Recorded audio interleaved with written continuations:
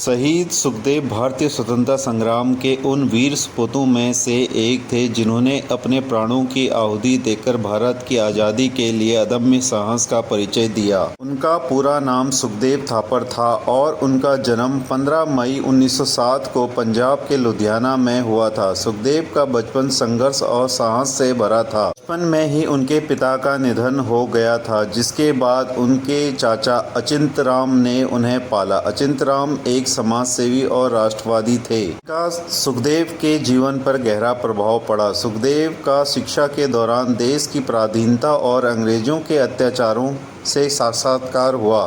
उन्होंने अपने मित्र भगत सिंह के साथ मिलकर अंग्रेजों के खिलाफ क्रांतिकारी गतिविधियों में भाग लेना शुरू किया। वे हिंदुस्तान सोशलिस्ट रिपब्लिकन एसोसिएशन के मुख्य सदस्य थे। उनका मुख्य उद्देश्य भारत को ब्रिटिश शासन से स्वतंत्र करना था और इसके लिए वे सशस्त्र क्रांति के मार्ग अपनाने में पक्षधर थे।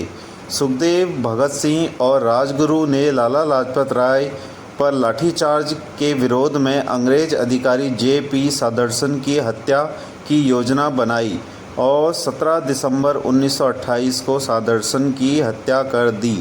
यह घटना भारत के स्वतंत्रता संग्राम के इतिहास में एक महत्वपूर्ण मोड़ थी। इसके बाद तीनों क्रांतिकारी गिरफ्तार में आ गए और उन पर लाहौर षड्यंत्र केस चलाया गया।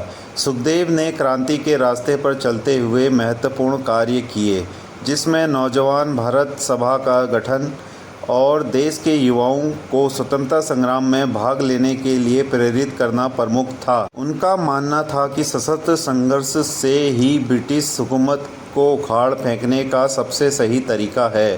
अंततः सुखदेव, भगत सिंह और राजगुरु को 23 मार्च 1931 को फांसी दे दी गई। इस दिन को आज भी शहीद दिवस के रूप में मनाया जाता है। सुखदेव की देशभक्ति, साहस और बलिदान ने लाखों भारतीयों के दिलों में स्वतंत्रता के प्रति नई लहर पैदा की। सुखदेव का बलिदान भारतीय स्वतंत्रता संग्राम की अमर गाथा का एक ऐसा अध्याय है जिसको कभी भुलाया नहीं जा सकता। उनके साहस, समर्पण और देश प्रेम ने न केवल उनके समय के युवाओं को प्रेरित किया, बल्कि आज भी वे स्वतंत्रता और न्याय के प्रतीक के रूप में आदरपूर्वक स्मरण किए जाते हैं। उनका नाम भारतीय इतिहास के पन्नों में स्वर्ण अक्षरों में लिखा गया है और वे हमेशा अमर रहेंगे। जय